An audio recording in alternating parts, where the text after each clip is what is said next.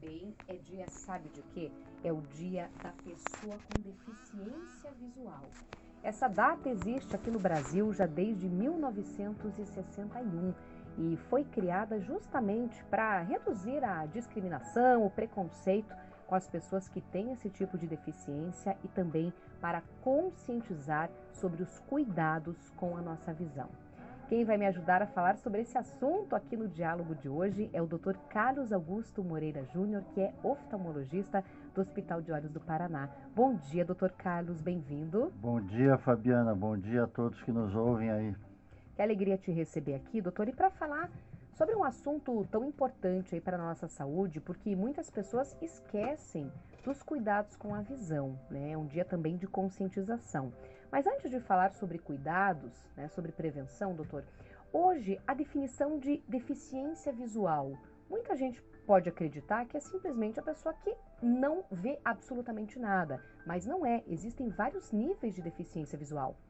Claro, não se pode confundir cegueira total, aquela do escuro, com deficiências visuais de vários graus. Deficiência visual, em geral, é quando a pessoa não consegue fazer aquilo que ela gosta. Então, por exemplo, uma pessoa que lê muito, uma pessoa que depende da sua escrita e da sua leitura, a hora que ela perde a escrita e a leitura, ela é uma deficiente visual, porque ela, em que pese ela continue andando, continue se vestindo, porque tem a visão periférica, ela perdeu a visão central. Tem uma doença muito comum que faz isso, chama degeneração macular relacionada à idade. As pessoas, Fabiana, que vão envelhecendo, têm uma tendência muito grande a perder o centro da visão. Após os 70 anos, quase que 30% dos idosos têm isso. E ao ficarem sem visão de leitura e sem visão de poder ver uma televisão ou reconhecer uma pessoa de longe, ela se torna uma deficiente visual. Isso é profundamente impactante para a pessoa idosa, porque o idoso não sai mais correndo maratona, o idoso não vai correr no parque, o idoso quer caminhar, mas quer ler um celular, quer ver uma televisão e quer ler um livro. E ao não poder fazer isso, ele se torna um deficiente visual. Uma das causas é a idade. O doutor aqui já adiantou para a gente que, com o passar dos anos, isso pode acontecer, né, por conta do envelhecimento. Doutor, outras doenças que podem afetar a visão. Geralmente a pessoa já nasce com algum problema ou não adquire ao longo da vida. São várias situações aí que podem acontecer. Existem cegueiras causadas por problemas hereditários que ocorrem já ao nascimento, mas a grande maioria, a imensa maioria, é adquirido, né, ao longo da vida. E existem basicamente 4 doenças que são as mais comuns e as mais prevalentes em causar cegueira. A primeira é a catarata. Catarata é uma doença que ocorre devido à idade, mas pode ter catarata congênita, que nasce com a criança, pode ter uma catarata adquirida por batida ou trauma, né? E essa catarata tem tratamento. É uma doença que, se operar a catarata com a cirurgia moderna que nós temos hoje, corrige 100%, a visão volta a 100%. E, infelizmente, nem todas as pessoas no mundo conseguem operar a catarata rapidamente. Eu diria no Brasil, nós temos locais no Brasil, especialmente no interior do Brasil, que é muito difícil um idoso operar a catarata. E eles ficam progressivamente mais fechados em casa, mais deprimidos e abreviam a sua vida. Então, a expectativa de vida, quanto mais tempo a gente vai viver, depende da nossa qualidade da visão. Quando a pessoa rapidamente perde visão, ela diminui a expectativa de vida e acaba morrendo antes do que deveria. Olha só, a visão está diretamente ligada à longevidade. Sem dúvida. Qualidade de vida é ligada à longevidade. Um paciente idoso que tem boa visão, que anda, que se movimenta, ele tem uma qualidade de vida boa e a longevidade maior. Na medida que ele vai ficando sem movimentação, sem visão, ele se recolhe, fica cada vez mais em casa, dentro do seu quarto, numa cama e acaba falecendo. Você que está aqui com a gente na Rádio Evangelizar, tem alguma pergunta sobre o tema de hoje? Estamos falando sobre visão. Hoje é o dia da pessoa com deficiência visual. A gente está aqui falando sobre as doenças que afetam a visão e também vamos dar muitas dicas de prevenção, como é que você faz para cuidar melhor da sua visão. Então, participa, o canal já está aberto para você, 419-8891-1060. Doutor, uma das doenças, então, é a catarata. Que outras doenças nós temos que também podem afetar a qualidade da visão? Então, Fabiana, veja, a catarata é a mais comum. Eu diria assim que ter catarata depois de uma certa idade, por exemplo, depois dos 70 anos, é como ficar de cabelo branco, todo mundo vai ter, né? Então, é importante que as pessoas que têm catarata, elas tratem no momento correto para que elas mantenham boa visão. Mas tem outras doenças. Glaucoma, o aumento da pressão do olho é muito comum e depois dos 50 anos as pessoas têm que medir a pressão do olho. Da mesma forma que se mede a pressão arterial, para ver se não está muito alta, a pressão do olho é igualmente importante. Existem milhares de pessoas cegas por glaucoma, milhares, né? E se elas estivessem tratando, elas não teriam cegueira. E o glaucoma é uma doença muito traiçoeira, porque ele é muito lenta a progressão. A pessoa vai perdendo o campo de visão, mas no começo ela se adapta, porque ela começa a ver que ela está batendo no canto das mesas, mas ela se adapta ao seu local de trabalho, se adapta à sua casa e vai levando.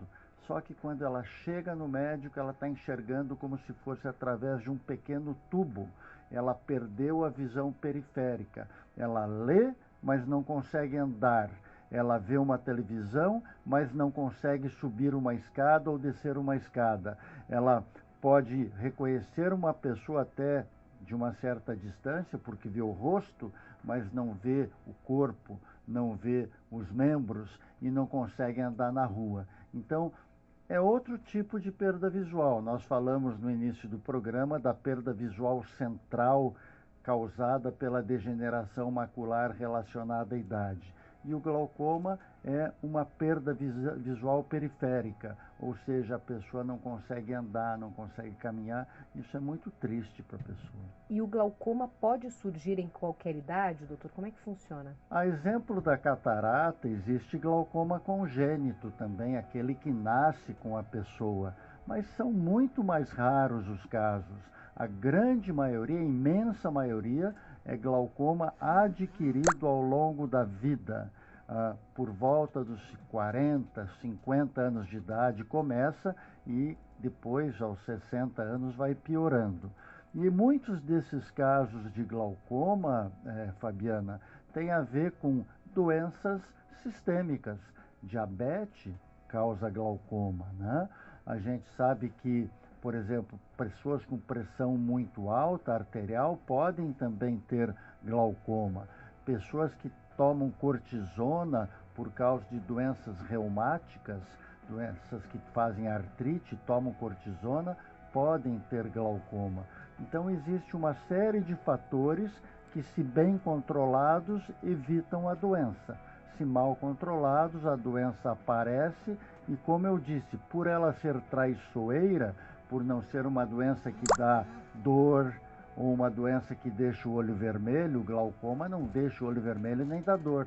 O paciente acaba demorando procurar ajuda e, quando procura, às vezes é muito tarde.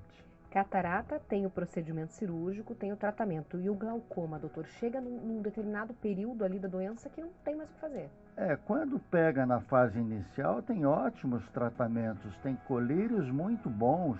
O SUS dá gratuitamente esses colírios. O SUS, se você tiver glaucoma e for consultar pelo SUS, existem programas de glaucoma, de prevenção de cegueira pelo SUS muito eficientes. O problema é chegar na consulta e o problema é a pessoa lembrar de se cuidar. Nós médicos fazemos muita ênfase, damos muita ênfase ao cuidado que a pessoa tem que ter com ela. Se você não se cuida, as coisas realmente complicam. Mas para completar a resposta do tratamento de glaucoma, além dos colírios, nós temos tratamentos a laser e temos cirurgia. Mas a imensa maioria controla com gota, a imensa maioria. Muito bem, doutor. Catarata, glaucoma. Que outra doença que a gente pode citar aí que afeta a visão, que também as pessoas já ouviram falar, talvez não seja tão comum, mas também pode afetar? É muito comum. Diabetes, retinopatia diabética. Ontem eu estive em uma reunião com um endocrinologista importante aqui em Curitiba e nós estávamos trabalhando num programa para fazer com que os diabéticos tivessem acesso à consulta oftalmológica direta.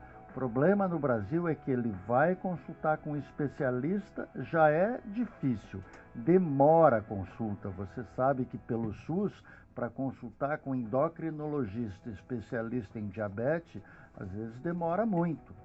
E Curitiba até tem um bom atendimento de SUS, né? Mas no interior é bem complicado. E aí esse paciente endocrinologista pede uma avaliação oftalmológica. É outro ano quase para a pessoa conseguir essa avaliação. E aí quando chega para nós, às vezes realmente é tarde. Então lembrar que diabetes causa cegueira. A maior causa de cegueira por diabetes é a retinopatia diabética, quando o diabetes afeta a retina, que está no fundo do olho. Os pequenos vasos da retina vão fechando e vai fazendo a cegueira. O diabético se preocupa muito com o pé. O pé diabético pode levar um pé à amputação, mas é muito menos frequente que a cegueira por diabetes, muito menos. Diabético se preocupa com o rim. Tem muito diabético que acaba em diálise, transplante renal, porque a doença vai fechando os vasos pequenos do rim. Se ela lembrar que na retina os vasos são ainda menores, a cegueira por diabetes é muito comum. A gente vê uma verdadeira epidemia de cegueira por diabético. Por quê? Vamos fazer umas contas simples, Fabiana. 8% da população brasileira é diabética. Tá? Então, 200 milhões, temos 16 milhões de diabéticos no Brasil. 50% deles têm retinopatia diabética. Então, vamos pegar metade. 8 milhões têm retinopatia diabética.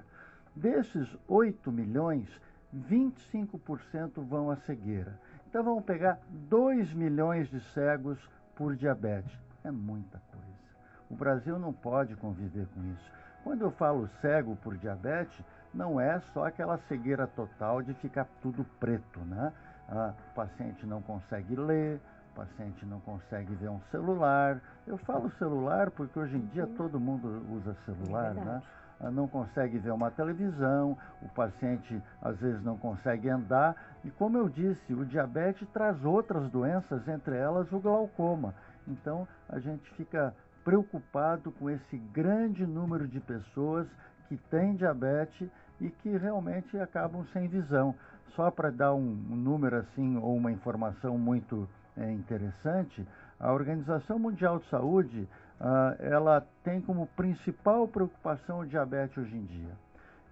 Eles entendem que a incidência do diabetes está aumentando por diversos fatores, estresse da vida moderna, alimentação toda industrializada, né? Muito açúcar que a gente come. Então, se você comparar os números de diabéticos de 50 anos atrás com agora, claramente aumentou. É claro que aumentou a expectativa de vida. Antigamente as pessoas viviam menos e agora estão vivendo mais. Mas diabetes é um problema seríssimo no mundo todo.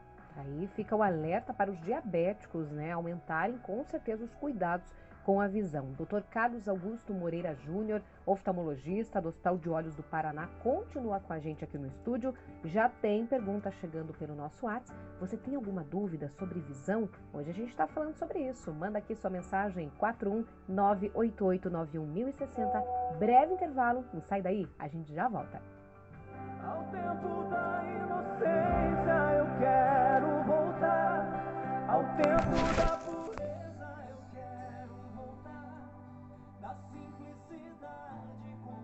juntinho com a gente na Rádio Católica da Família Brasileira e com um assunto tão importante aqui no programa de hoje, né, gente? Estamos falando sobre o Dia Nacional da Pessoa com Deficiência Visual, hoje com a presença do Dr. Carlos Augusto Moreira Júnior, ele que é oftalmologista do Hospital de Olhos do Paraná, está aqui falando sobre as doenças que podem causar a perda da visão e também dando dicas aí para você cuidar mais dos seus olhos, viu? Doutor Carlos, muitas perguntas já chegam aqui pelo nosso WhatsApp, nossos ouvintes têm várias dúvidas aqui sobre a visão, e isso é importante, né? Mostra que as pessoas estão preocupadas aí com esse cuidado. A dúvida da Valquíria de Cornélio Procópio aqui no Paraná é sobre a filha dela, doutor, de 14 anos. Ela comenta que a filha teve um diagnóstico este ano de distrofia de, doutor, me corrija se eu não falar aqui o termo correto, é Stargardt. Isso, Stargardt, é isso? é essa distrofia mesmo. Isso, e aí ela está perguntando se tem tratamento, porque falaram para ela que não tem tratamento. Distrofia de Stargardt é uma doença hereditária, é uma doença que passa pelos genes e afeta o centro da visão. Existem vários tipos de doença de Stargardt, aquelas que afetam somente o centro da visão e tiram a visão de leitura e a visão de reconhecer rosto de pessoas ao longe, mas mantém a visão periférica, a pessoa sempre pode andar, pode se vestir, pode caminhar sozinha. E existem doenças de Stargardt um pouco piores, que afetam também um pouco o campo visual além do centro. Mas claramente doença de Stargardt é uma doença macular, é aquela que afeta o centro da retina, o centro da visão. Doença de Stargardt, por ser genética, no momento realmente nós não temos tratamento, mas a doença de Stargardt tem complicações, e essas complicações, ou edema macular, ou catarata, ou alguma outra complicação, são passíveis de tratar, podem ser tratadas, e aí melhora a qualidade de vida da pessoa.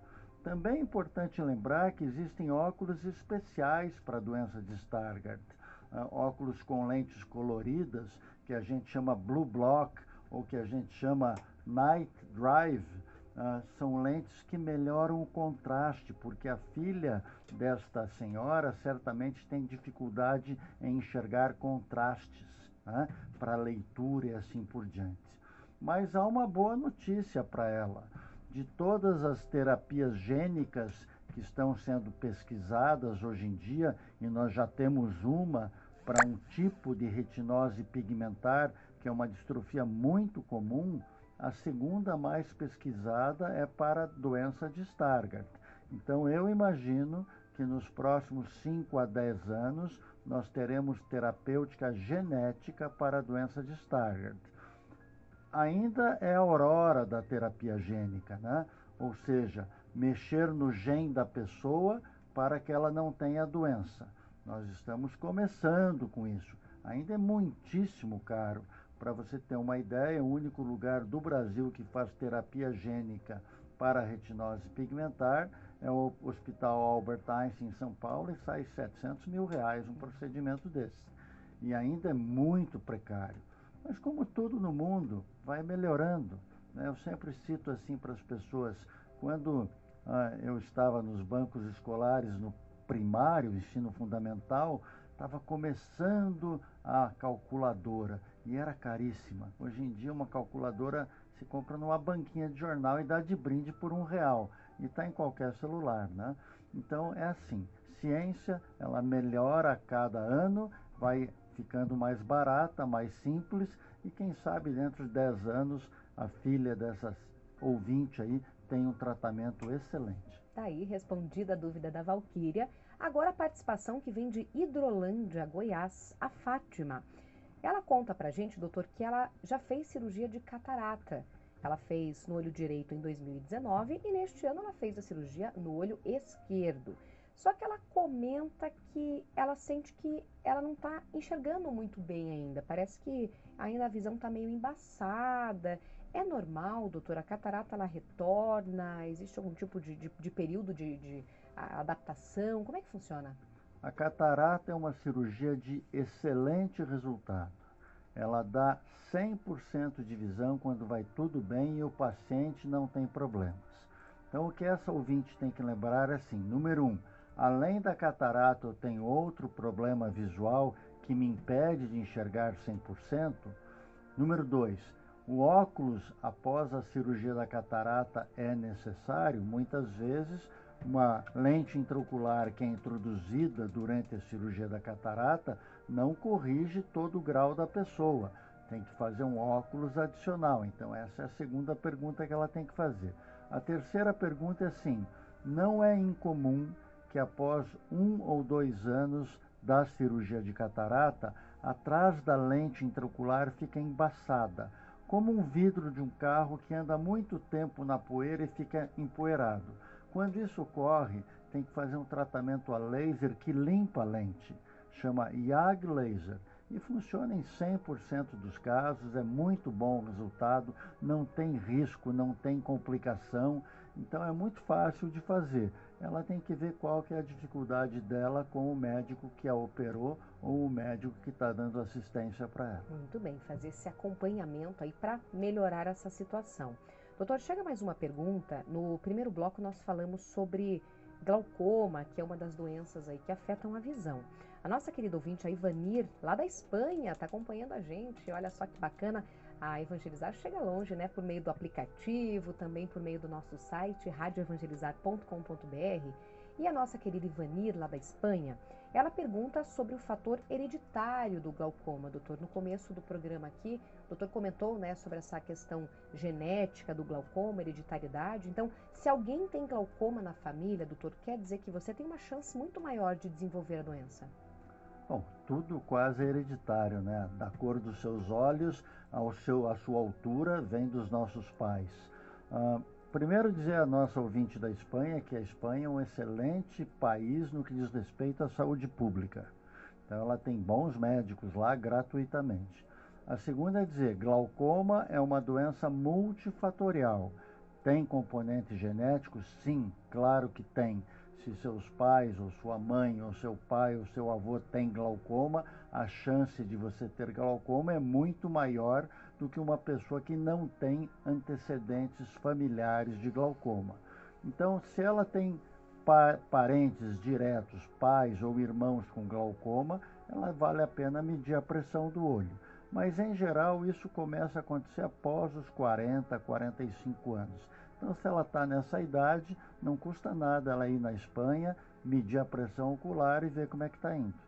Muitas participações continuam chegando aqui pelo nosso WhatsApp, 41988911060. Você tem alguma dúvida sobre a visão? Manda aqui pra gente, estou aguardando a sua participação. Dr. Carlos continua com a gente, mas agora está na hora de mais um breve intervalo. Não sai daí, a gente já volta.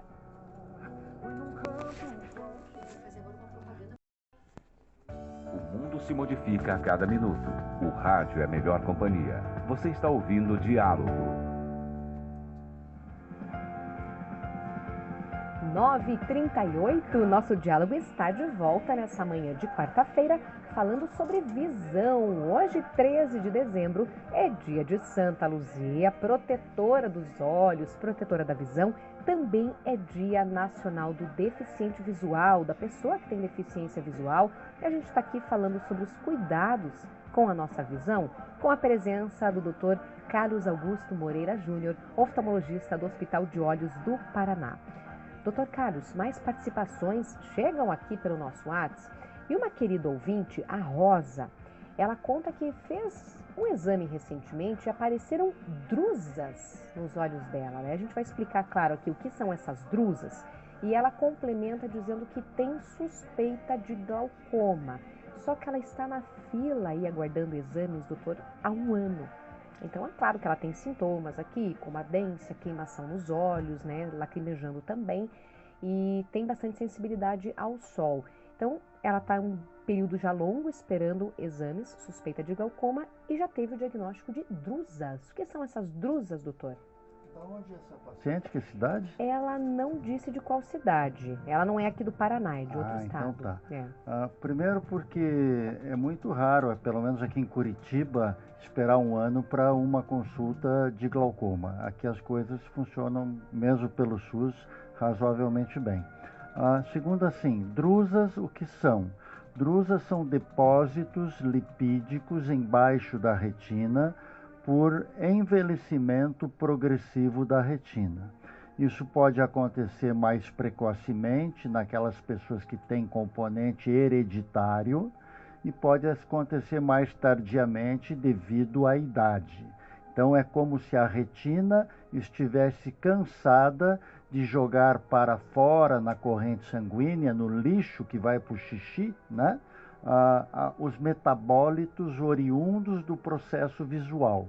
Quando a gente vai enxergar, a luz impacta na retina, inicia-se um processo bioquímico que faz com que a gente enxerga. Mas esse processo, ele usa metabólitos e por isso, na sua intervenção com a comercial, com a pessoa que vende vitaminas, né, e tal, é importante. As vitaminas são importantes para a gente ter o processo visual adequado, né? As vitaminas, os antioxidantes, zinco, selênio, então isso tudo ajuda a evitar essas coisas.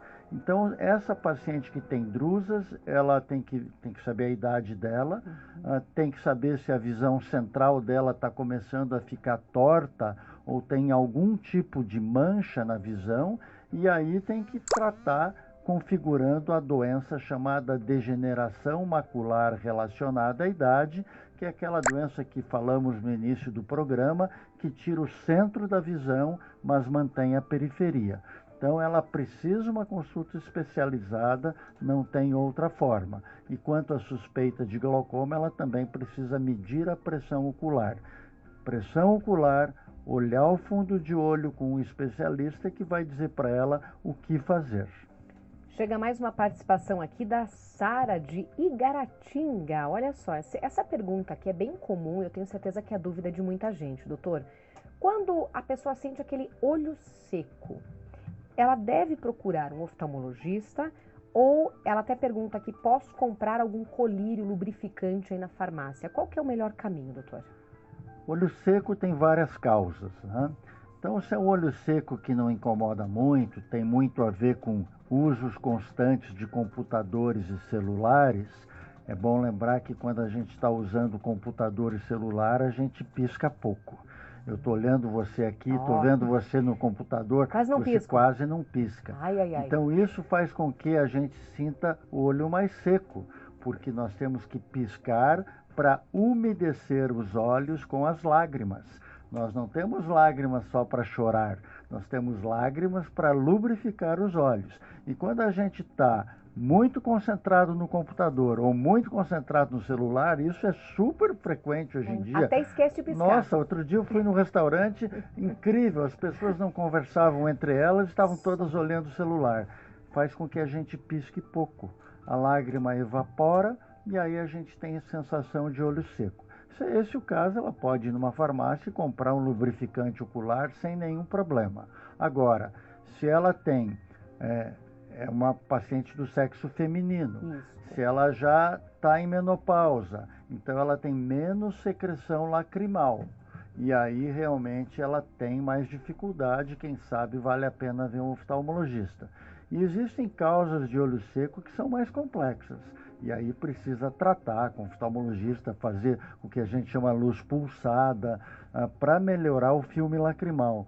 É muito comum essa alteração hoje em dia, mas tem muito a ver também com a vida moderna, com a forma que a gente está usando tanto computador e celular.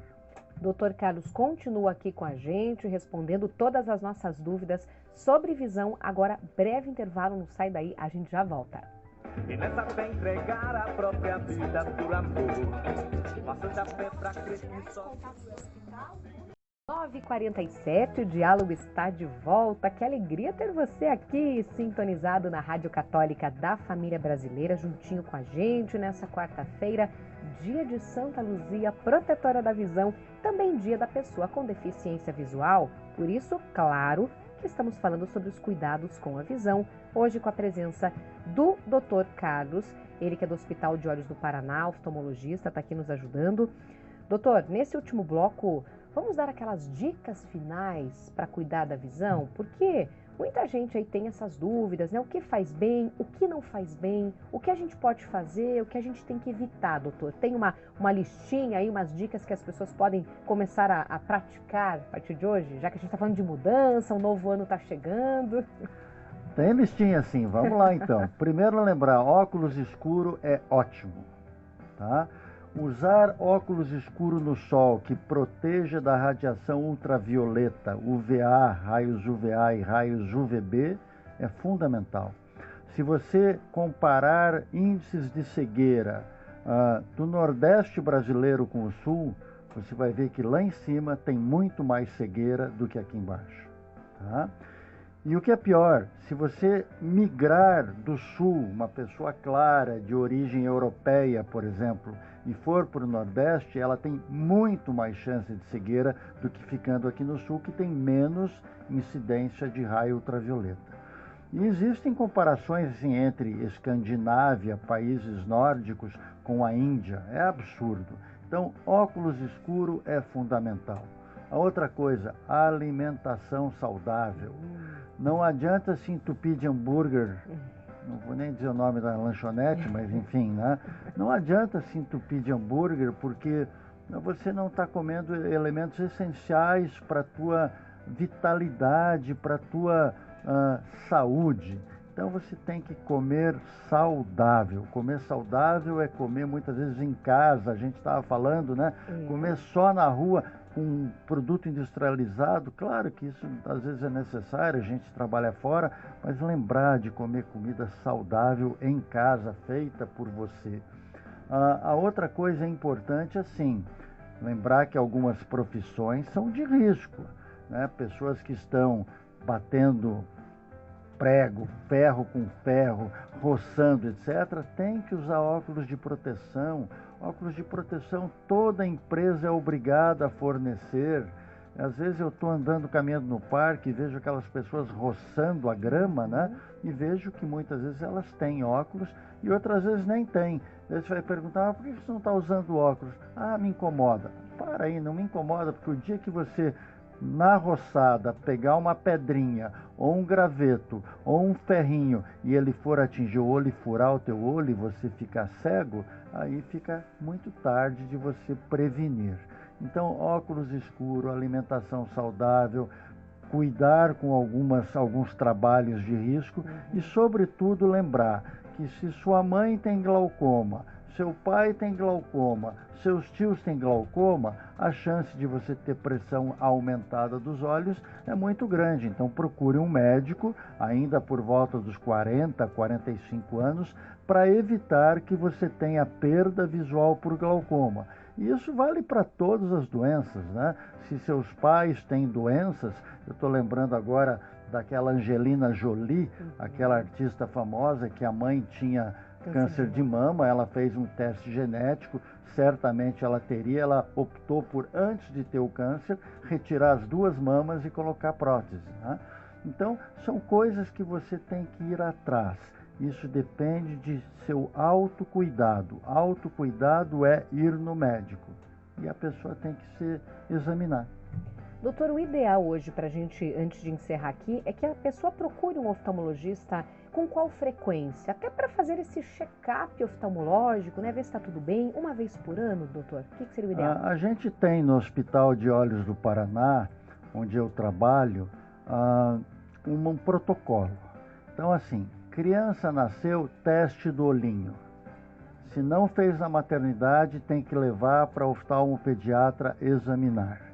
Criança vai para a escola, tem que ter um teste visual para saber se vai ter condição de aprender a ler, aprender a ter uma vida de boa visão. Tem muita criança rebelde que não quer ir na escola, que não vai bem na escola, que às vezes é por falta de visão. 10% das crianças em idade escolar precisam óculos.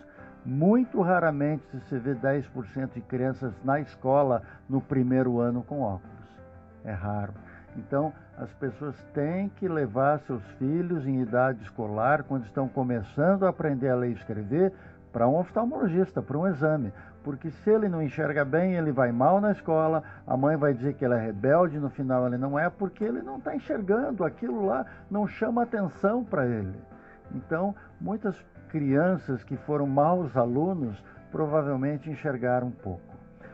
Passada a idade escolar vem a adolescência. Na adolescência muda um pouco os graus também, especialmente nas meninas que têm alterações hormonais maiores, então vale a pena uma consulta também. Depois passa-se um bom tempo sem problemas, se a pessoa não teve dificuldade visual, as que têm usam óculos, mas vão muito bem, até os 42, 43 anos, quando começa a ficar o braço curto e fica difícil de ler, e daí a pessoa tem que tratar com óculos para perto a sua presbiopia ou vista cansada. Nesse momento começam os exames, medir pressão do olho, ver o fundo de olho, ver se é diabético e assim por diante. E depois dos 60 anos, tem que olhar quase cada 2 anos, né? E se o paciente é diabético, tem que olhar todo ano.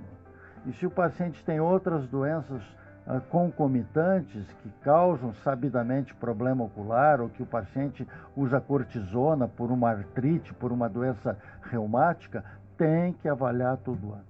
Muito bem.